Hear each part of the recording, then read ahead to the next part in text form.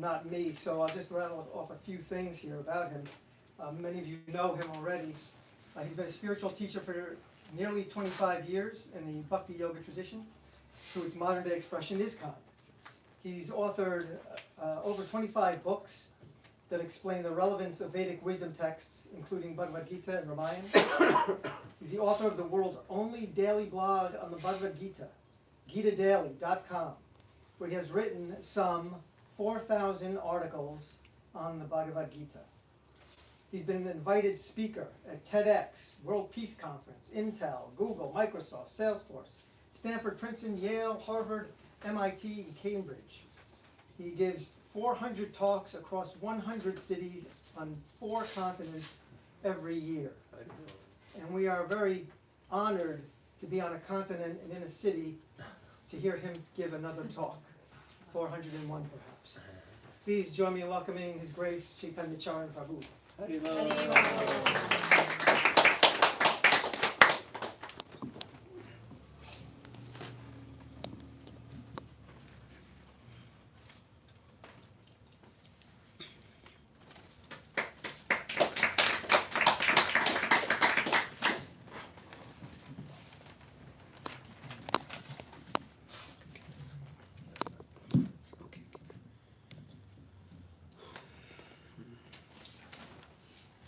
Am I audible to everyone? Yes, thank you.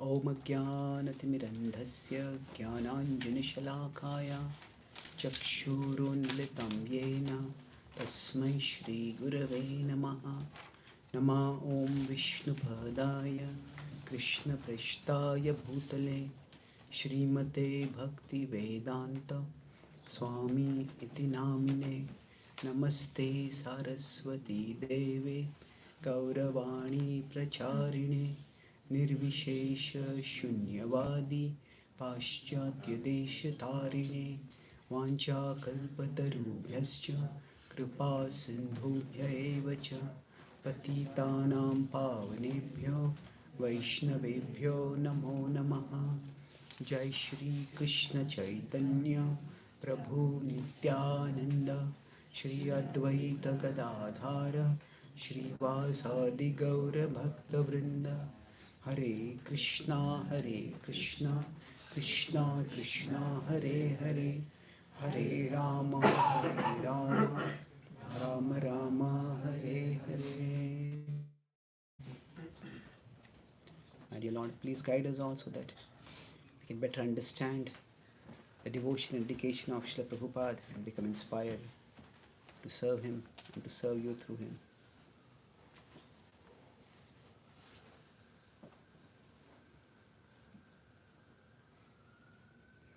Hare Krishna. Hare Krishna.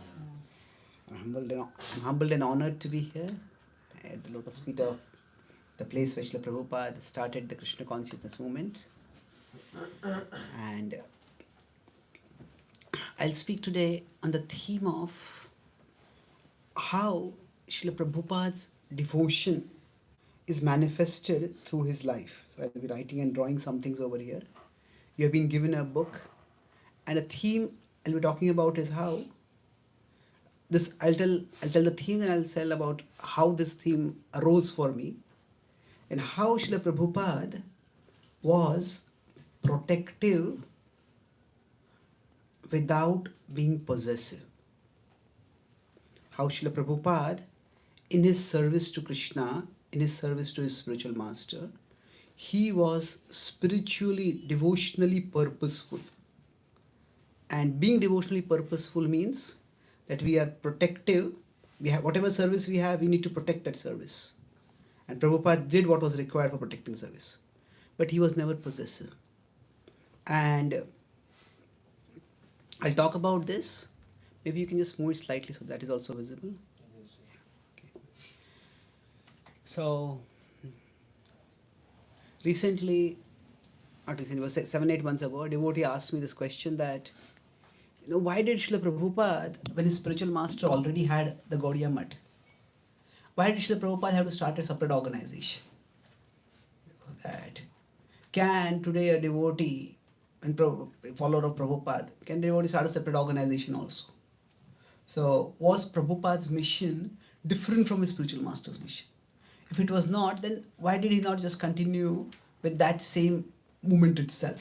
Why have ISKCON as separate from the Gaudiya Math? So I answered it at that time from a historical perspective. And the short answer to that question is that Prabhupada never really started any other mission. He had no intention to start any other mission. But the Gaudiya Math itself was historically fractured after Prabhupada departed. And none of the leaders of the Gaudiya Math were ready to support Srila Prabhupada when he was in India, nor when he came to America. And therefore, Srila Prabhupada, for two reasons. One is that he had started something which, in a place where nothing else had been started before. And secondly, the Gaudiya Math was caught in legal issues. Prabhupada didn't want to get caught in that. So he avoided that. Now that was a contextual answer. And from a historical perspective, that is fair enough. But we can look at it from a much broader and deeper perspective of what it means to serve Krishna, what it means to serve our spiritual master, how it is demonstrated by Srila Prabhupada, and how we can apply that in our life. So I'll read a little bit from this book that has been given to you. This is latest book. It is Prayers Inspired by the Bhagavad Gita. So you can go to page 238 if possible in that. So these are the verses to 629 and 630. Can you give a copy of the book here? A couple of copies. So we can read some. So in this book, basically, I have taken verses from the Gita and then made it a one-line prayer, and then given a poetic translation of the words, and then an inspiration of prayer, a prayer that is inspired by that particular verse. So for me, the verses of the Gita are not just sources of wisdom. Among all the books in our sacred text, the Gita is what I have connected with the most.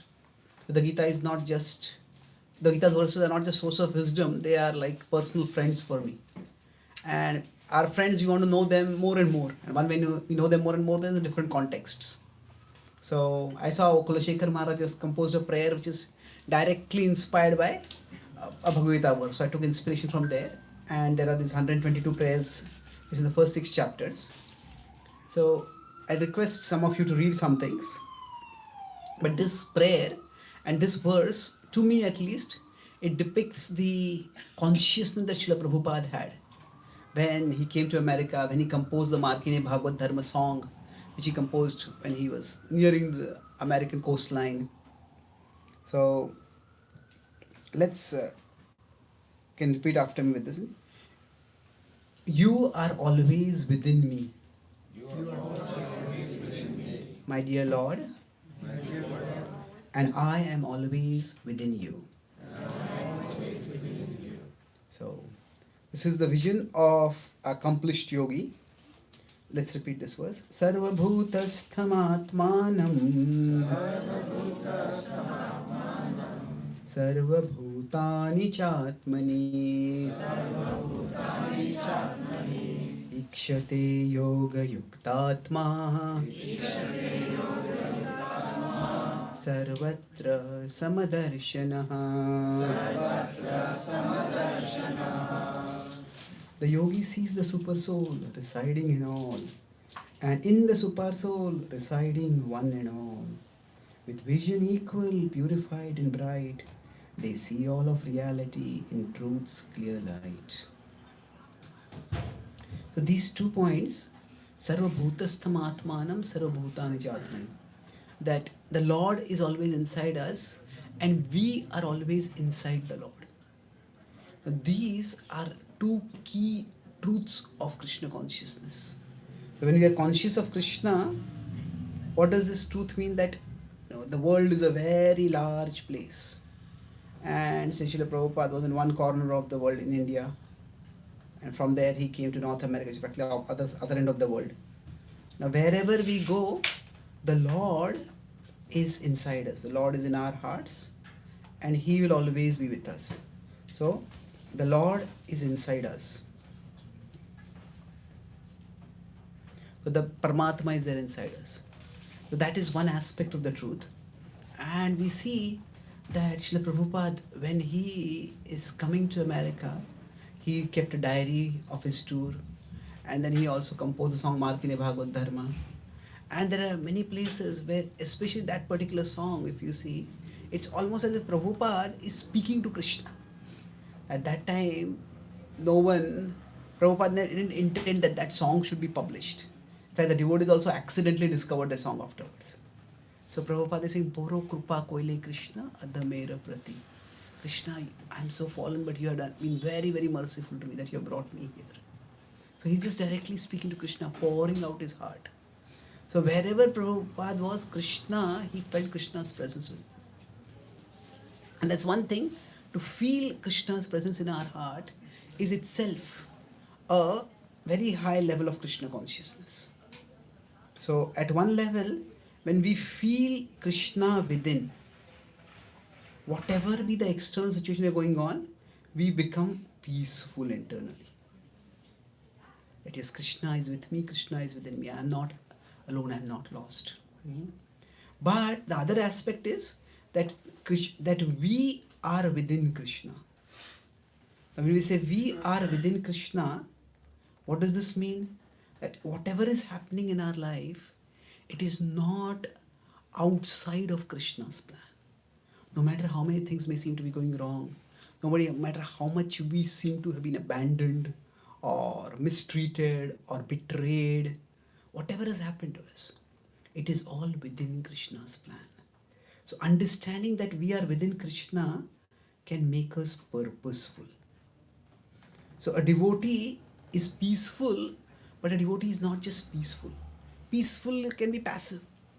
Everything is whatever is happening, Krishna is with me. Whatever happens, let it happen. The Prabhupada says later in a lecture that when Krishna revealed the universal form, and Krishna said that all your enemies are killed by my arrangement. Mayai vaite nihata purvameva. So Arjuna did not say to Krishna, Krishna, anyway you have killed them, you only kill them now. Why do I have to fight a war? He didn't just become peaceful, only being peaceful in bhakti can make us passive.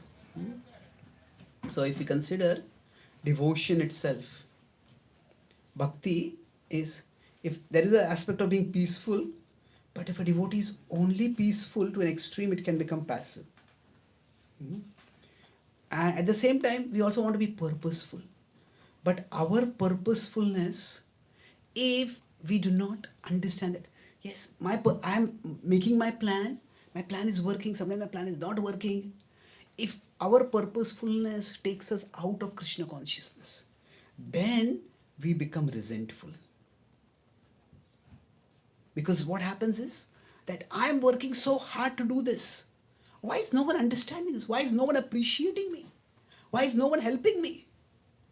That can make a person very resentful. And I have been traveling across the world for the last 10 years. I've been to many different projects across the world and I talk with devotees.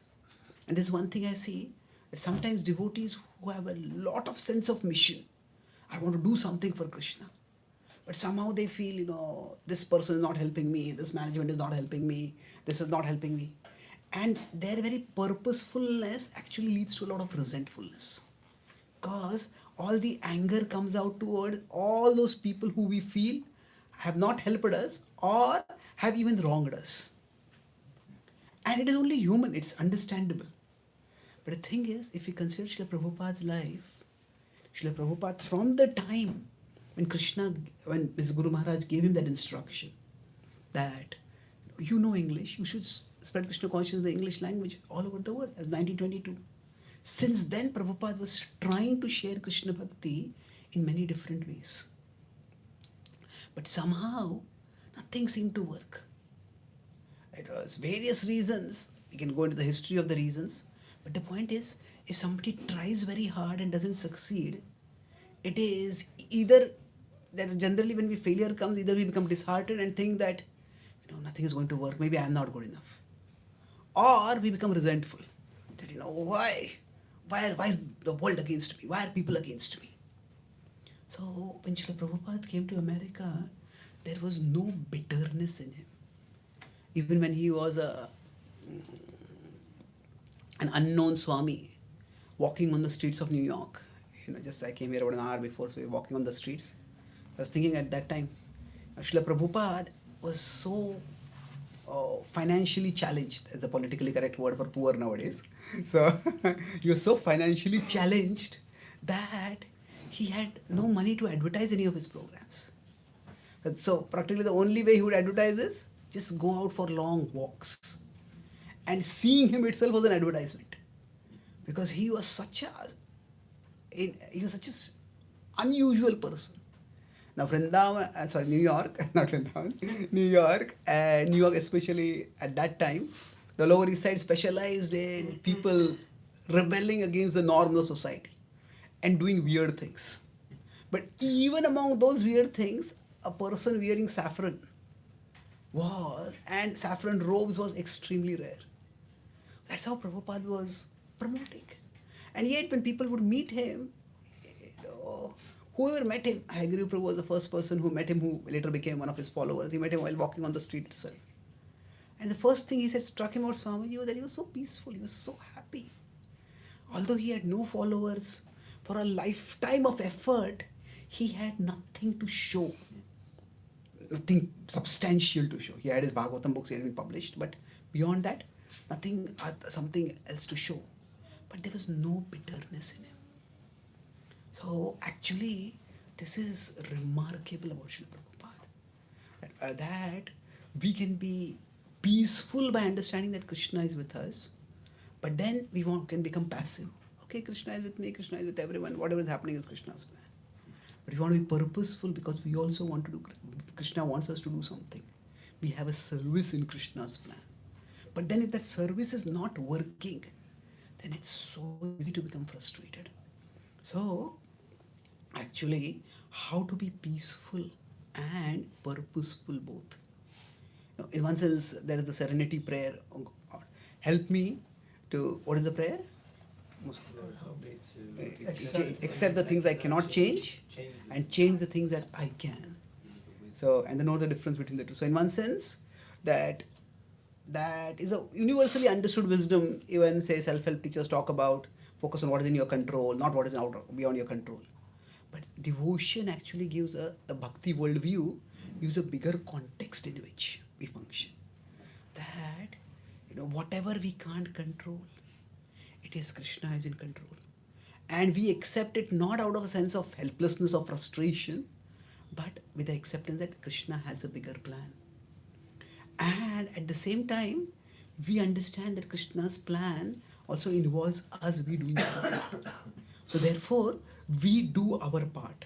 So it's like the only way we can be both is when we are truly Krishna conscious. When we are conscious that, say, if this is Krishna above us, and we are here in the world below. So now, there are many things that happen to us in the world. And there are many things which we try to do in the world. So if we have a disconnected vision, if we have a materialistic vision or a non-spiritual vision, then all that we see is that the things that are done by me and the things that are done to me. And then sometimes what happens is, if the things that are done by me are not good enough, then this is where we ourselves become insecure. Because maybe I am not talented enough, maybe I am not intelligent enough, maybe I am not fluent enough in speaking or in communicating, whatever. Sometimes we feel that what I am doing is not good enough. And sometimes we feel that what is being done to me is not good. It is not right, it is unfair. This is where we become resentful. So our life vision becomes very constricted.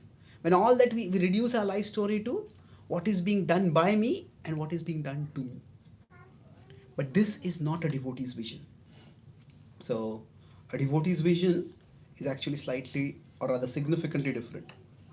If I move this away, a devotee's vision is that yes, I am doing certain things in the world, and certain things are happening to me in the world. But actually, it is ultimately Krishna who is in control. So whatever is done by whoever to me, ultimately Krishna is in control. And whatever I am doing, it is a part of Krishna's plan. So Krishna's will happens in both ways. So when we see Krishna's hand in what is happening to us, we can be peaceful. That whatever is happening, ultimately it cannot happen without Krishna's control.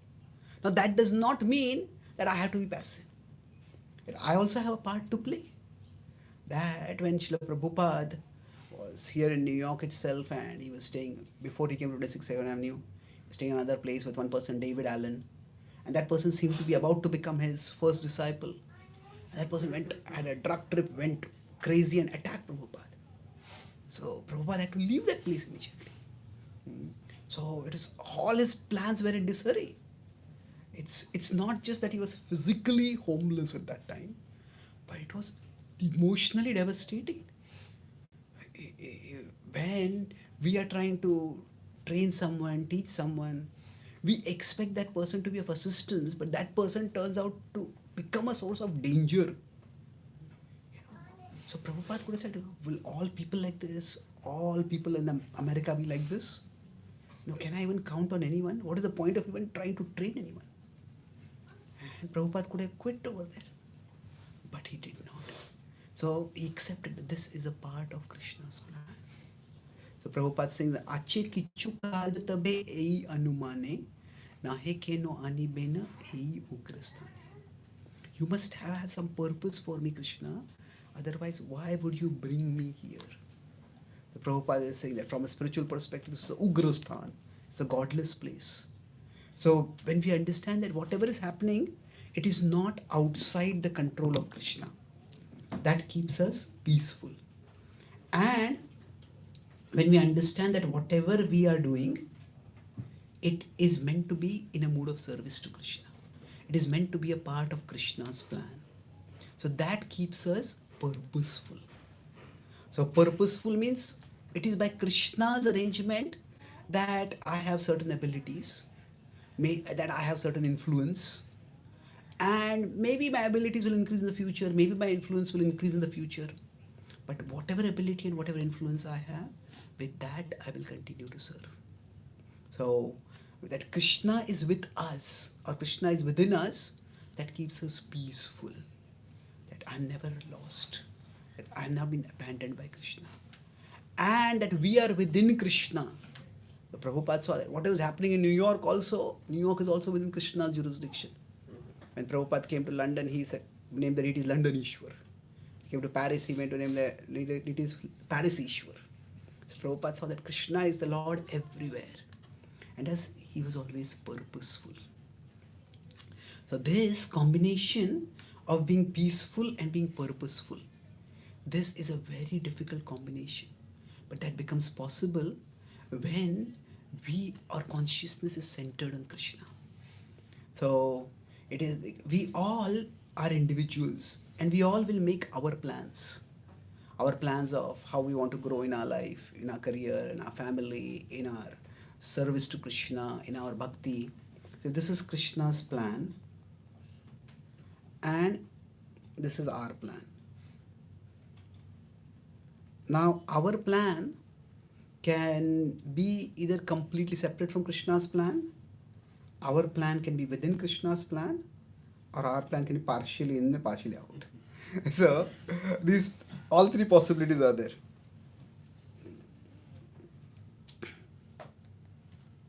Now it's interesting that we need to also, because we are individuals, we have initiative and we are meant to take initiative. So we make our plans. And it's Srila Prabhupada would sometimes make plans and many times those plans didn't work. But then when the plan didn't work, Prabhupada didn't hold on to that plan and become resentful. Why is this not working? So Prabhupada was ready to let go of the plan. Prabhupada tried to start a league of devotees and it didn't work. If it didn't work, he tried very hard, but then the very people who were there supporting him in the League of Devotees in Jhansi, they turned against him for some reason. So they were not personally against him, but they felt that a humanitarian cause was more important than a spiritual cause, and they wanted to use that place for a humanitarian cause. So Prabhupada could have fought over there, but Prabhupada decided not to. Prabhupada decided that let me let me move to some other place. He felt that these people are not that serious. These people are not, they are more religious than spiritually committed. They're more pious sentiment than spiritual commitment. So Prabhupada decided to leave that place. So the idea over here is that for all of us, when we are trying to serve Krishna, it is important that we also use our intelligence. We also use our creativity. So we naturally make plans. At one time, nowadays, politics is becoming very polarizing. So at one time, Prabhupada inspired his disciples to start a political party. Called it In God We Trust. And as one devotee, Prabhupada said, you can become the next president of America. Mhm. And then after that, the devotee came to Prabhupada and says, Prabhupada, are you no longer enthusiastic about the political party? Prabhupada says, I am very enthusiastic. Just don't ask me for any money. What Prabhupada meant that initially he wanted devotees to enter into various fields, including politics. But when he came to know how much funding is required for campaigning for politics, he felt that the resources that we had are best used for direct sharing Krishna Bhakti. So we all make our plans, but what happens is, in one sense, I started by talking about being protective without being possessive. So we all need to make our plans, hold our plans. Hmm? But how do we hold our plans? Hold our plans lightly and hold our Lord tightly. Hold our plans lightly and hold our Lord tightly. Unfortunately, what we do is we end up sometimes doing the opposite. We hold our plans tightly, and when the plans don't work out, then our hold on our Lord becomes light. And this is where sometimes somebody is trying to serve, and while trying to serve, when things don't work out, just become so irritated, as I said, so resentful, and then we just can't offer our heart to Krishna. So this is Srila Prabhupada. Why did he start a separate mission? It was not a separate mission in the sense that he was doing something separate from what his spiritual master wanted. The desire, the instruction came from the spiritual master itself. But the infrastructure and setup that was required for carrying the instruction out, that emerged naturally from that instruction. So Prabhupada was committed to that instruction, and through being committed to that instruction, slowly an organization emerged. And Srila Prabhupada never wanted that his mission was separate from his spiritual master's mission. And that's why when he came to India, the first thing that he did was he introduced his followers and disciples to his god brothers. It's natural that when we are successful in something, we want to share it with our family. We want to share it with our loved ones. So when Prabhupada came to Vrindavan, he naturally introduced his disciples to his god brothers. And this was, in one sense, the way he was just pointing out that this was their success, so the spiritual master's success. Now, unfortunately, what happened, that some of his god, they were all great souls in their own way. And my point is not to criticize them. My point is to show Prabhupada's consciousness of how he was protective without being possessive. So that when some of his god brothers, they started telling, oh, Swamiji, he was never very close to Bhaktisiddhanta Swami Thakur. He just met him half a dozen times. We have lived with him for decades. We knew him much more. And he doesn't know so much about Krishna. We'll tell you more advanced things about Krishna. They tried to undermine Prabhupada. And when that happened, Prabhupada became very protective of his disciples. And he spoke very strong words against those particular devotees, those of his god brothers. He said that don't associate with them at all. Now, and he spoke very strong negative words. But then later on, that god brother departed from the world. And sometimes devotees get a perverse joy. Anyone who thinks is a bad person, we think is an offender. Where did that person go? Which hell did that person go to? No, it's like Athato Bhayankar Jigyasa. Not a Brahma Jigyasa. It's a terrible inquiry. So Prabhupada became very grave and he said, he went back to Godhead. He said, my spiritual master is very powerful, and he served my spiritual master lifelong. So now this statement is so amazing that in terms of his service, Prabhupada was protective. But while being protective of his service, protecting his disciples from being confused and misled, that did not blind Prabhupada to the vision that this person was also a God brother. This person was also carrying out his spiritual master's mission. So when we become too attached to our plan, we reduce everyone to whether they are helping in my plan or they are obstructing my plan. So Prabhupada was very, very focused, dedicated to doing his service to Krishna. So in that sense, you could say that he was fixed in his plan. But at the same time, his plan did not blind him to Krishna's plan, did not blind him to his spiritual master's service. So yes, this person may have obstructed me in my service, but that does not mean that that person didn't serve my spiritual master. So that awareness, this is a very difficult balance to have. To actually be very protective about our service and to put off people who may be interfering with or damaging our service. At the same time, not letting ourselves get blinded to the fact that others are also serving Krishna. Others also serving, maybe in a different way, maybe in a way that may oppose us also. But still they are serving Krishna. So, Prabhu, in one sense, when we are trying to practice Krishna consciousness, okay, I don't want the red color here. When we are trying to practice Krishna consciousness, within the Krishna consciousness movement, it's like there is Vrindavan on one side and there is Kurukshetra right in the neighborhood. What that means is, Vrindavan is where we have, Krishna is the center, Krishna is the Lord, and we all want to love and serve Krishna. But we are in the material world. In material world, there are always challenges. Or sometimes we have to fight to protect our service.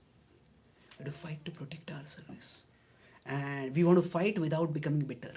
We want to fight, if at all we need to fight, without having a totally negative vision about others.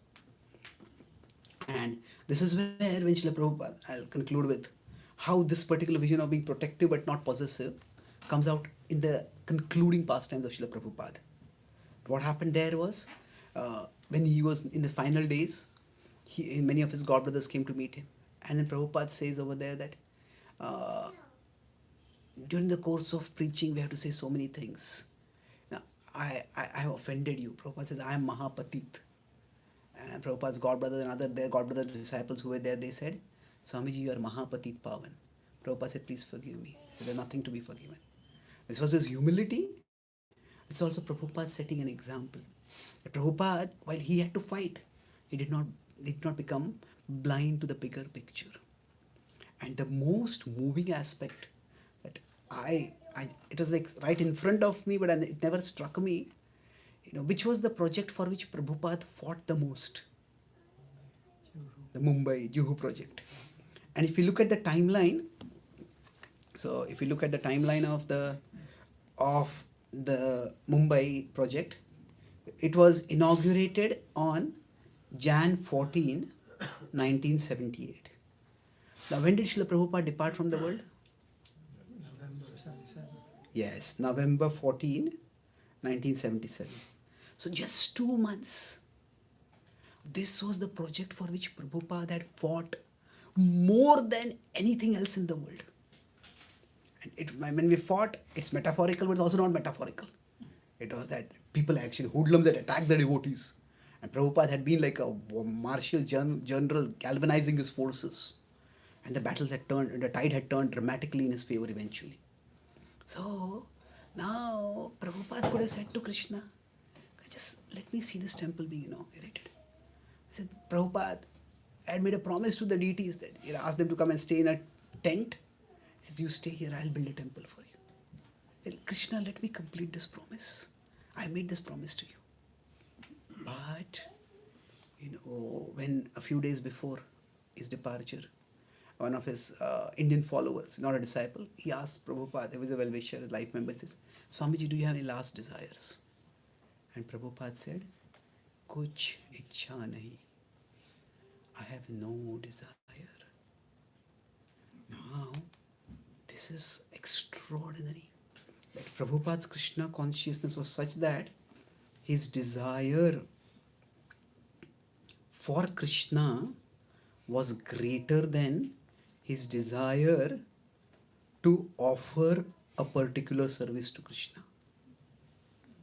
That a particular service in this case is that the Juhu temple. So it was a service for which Prabhupada fought. And yet, when he saw that this is not, that Krishna is calling him back, Prabhupada accepted that.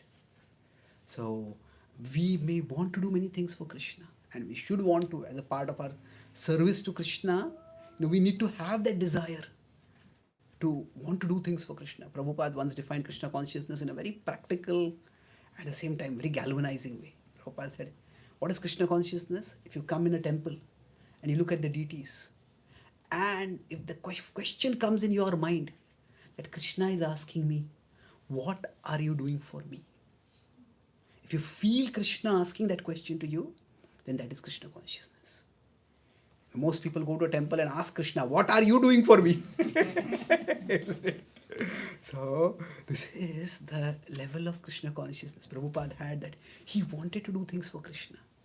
And yet, his desire for Krishna was greater than his desire to offer a particular service to Krishna. Because that was where he knew that whatever he was able to do, that is by Krishna's plan. And our desire to serve Krishna, if it starts making us bitter, then that means it is taking us out of Krishna consciousness. So everything that I said, I'll just summarize it can be conveyed through one 4-quadrant diagram. Now, often there is the size of our service. We want to do some substantial service. Maybe distribute a lot of books, maybe raise a lot of funds, build a temple, build a community. And there is the spirit of the service. The spirit of service is that Krishna, you are my Lord, and whatever I am doing, that is for your pleasure. So in one sense, size of service refers to we are trying to offer the world to Krishna, or some corner of the world, something in the world to Krishna. But spirit of the service means we are trying to offer our heart to Krishna. Now bhakti means best is if we can offer both. We can offer our heart to Krishna and the world to Krishna. That is the best. But now, if you are offering neither, then what happens? There is no devotion at all. If there is no mood of service to Krishna, nor is there no spirit of serving, and there is nothing being offered. Now, sometimes it may happen that we are offering a service of a large size. But in offering that service, we either become bitter, or we become possessive, we become like control freaks. Now we could say this is good because at least the service is being offered to Krishna. But it is good if eventually we come from here to here. But otherwise, it can become bad. Bad in the sense that we, in trying to serve Krishna, either end up ourselves getting terribly hurt because things are not working, or we end up terribly hurting others. Now, this we could say is better. Now, of course, we would like to come from here to here. That means even if my service does not work out, but Krishna, my heart is for you. And I want to keep offering things. I will offer whatever little I can to you, Krishna.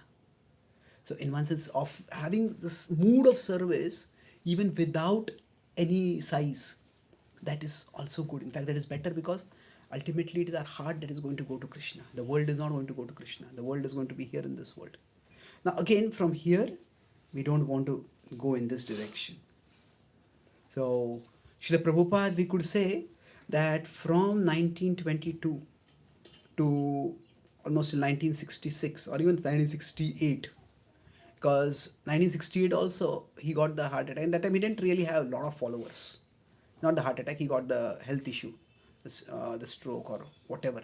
Prabhupada never really had it properly diagnosed, but whatever it was, he had to go to India. But somehow when he went to India, there was a fear that everything could be lost. but the devotees took it up. In 1968, it just exploded. So we can say from 1968 till 1977, there was the spirit and there was the size. But Krishna tested him, and 1977, finally, that the size of the service, the biggest service that Srila Prabhupada could have offered, that was not there for Prabhupada. And Prabhupada did not become bitter. Prabhupada did not become agitated. Prabhupada accepted. So this is the extraordinary example of our venerable founder Acharya, of how to be both peaceful and purposeful in our service to Krishna. So I'll summarize, discuss three main points. How to be protective in our service without being possessive. That we all want to serve Krishna, and I talked about the theme was, did Srila Prabhupada start a separate mission? No. It was the same mission that he carried on. So I started by talking about how as a devotee in bhakti, devotion has these two aspects. Krishna is within me and I am within Krishna. So we can be only peaceful, but we can be peaceful and we can become passive. Sometimes when I travel across the world, there are some projects that are falling apart and the devotees are peaceful over there. Well, we are happy that they are peaceful, but nothing is being done. But sometimes we are purposeful, and what happens? In the name of purposeful, we become resentful because we feel the world is not helping us, Krishna is not helping us. So then in between is, to be there, we need to be Krishna conscious. And Krishna conscious, what does Krishna conscious actually mean? It's not just a word. If we are not Krishna conscious, it's like we reduce the world to, what does being Krishna conscious mean? That if you're not Krishna conscious, we just see things in terms of I am here and the world is here. What I do, sometimes I feel it's not sufficient, so I become insecure. Or if I don't get the result, then I become resentful. So this is, our whole reality is reduced to what I am doing, what is being done by me, and what is being done to me. But Krishna conscious means we understand that Krishna is above me, and whatever I am doing is actually a part of Krishna's plan for me. So it is not just the world doing to me, it is Krishna doing through the world. So then we can be peaceful in accepting what has happened. And what we are doing, it is not just we doing, it is Krishna empowering us to do it. So we can be purposeful. So we can try to do the most that we can, but we don't become attached. We discussed that we hold our plans. If we become Krishna conscious, we make plans, no doubt, but we hold our plans lightly because we understand it's ultimately Krishna who will execute our plans, who will give us the empowerment to execute our plans, and we hold our Lord tightly. And this part, and talked about how through this, when we are doing service, the size of service and the spirit of service. So if we have both, that is the best. If we have neither, that is the worst situation to be in. It is good, and we are doing some size of service, but from there, we want to move upwards, not downwards. Now, if we have the spirit, that is good. We would like to come towards the best part, that is spirit and size. So Srila Prabhupada, 1922-1968 was here, 68 to 77. By Krishna's mercy, he had both, and finally at 77, was brought back, and he accepted that. So Prabhupada was very, very purposeful in his service. He was protective for his service, but he was not so attached that he became possessive. He didn't become dismissive about other services. He did not become dismissive of other people and other services. So that is the glory of Srila Prabhupada. So let us pray to Srila Prabhupada at this place from where everything started, that he may also bless us so that we can also be peaceful in whatever situation Krishna puts us in, but also be purposeful to do our part. Let us all remember, as we read, you can repeat after me. My dear Lord, let me remember always, that you are within me, and I am within you. Shri Krishna Bhagwan ki Jai. Srila Prabhupada ki Jai. Gaur Bhakta Vrinda ki jai. Sai Gaur Premanandi. His Grace Caitanya Charan Prabhu ki.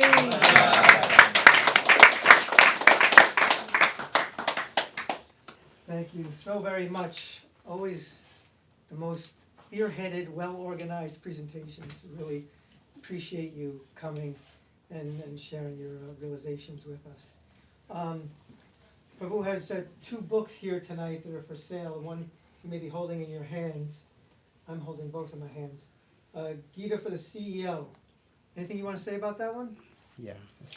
So the prayers book I already told that there are 122 prayers in that book, and there's a nice table of contents where you can find out whatever is your prayer need. If you're feeling lonely and abandoned, if you're feeling disconnected from Krishna, if you're feeling directionless or purposeless in life, you're feeling cravings rising very much, you're feeling too much pain in life, there are prayers drawn for each occasion. And then the second book is Gita for the CEO. Nowadays there is a lot of interest in the corporate world to learn wisdom from the ancient books. In America, Stoicism is becoming very popular. Then even Ikigai is popular. So HarperCollins is one of the biggest publishers in the world. They asked me to write a book on presenting the Gita from the corporate perspective. So many people may not want to read the Gita directly, but if they read a Gita for the CEO, they may be interested in that. It is not just for CEOs, it's anybody who has a position of leadership, whether formal or informal. So it's about how the Gita can be applied practically in their life, and from there, reading such books, they can read Bhagavad Gita as it is and they can dive deeper into Gita's wisdom. So both those books are available. I'll also have some time in case you want me to sign the books or if you have any further questions. Thank you very much. Gita for the CEO, as he said, is published by HarperCollins. This is not like a devotee-run publishing house. This is one of the world's major book publishing houses. And prayers inspired by Bhagavad Gita, those of us who receive Prabhu's Gita daily have been reading some of these along the way. They're just beautiful prayers. I know I've spoken to a lot of devotees who say, like, I don't know how to pray really, you know? I don't know how to construct it. Read these prayers. He speaks your heart with so many different desires and questions he addresses in these prayers. Just wonderful volumes. This one is $10. This one is $15. 10 plus 15, as far as he's concerned, is $20. So if you want both books, $20. There's a book table at the back. You get it there. Here at 22nd Avenue, we also have some merchandise for sale, some T-shirts, tote bags, hats. The funds for that go to the maintenance of 22nd Avenue, and for the renovation project, which I think most of you are aware of. We're reverting the space so it looks the way it did in 1966 era when Prabhupada was here. We're having a phase 1 opening on June 11th of this year, and then we'll follow that up with the phase 2 opening next year to commemorate ISKCON's 60th anniversary of incorporation. So you can see me if you'd like any of that merchandise in the display case there. And now, let's go, Paul. Yeah. Would you mind reading Kirtan? Sure. I mean, there are better Caitanyas, but I'll be purposeful today. I like to mix it up every now and then. Oh, thank you. That means he's telling all of us to be peaceful. Prashad will be served right after a brief 5-minute or so kirtan.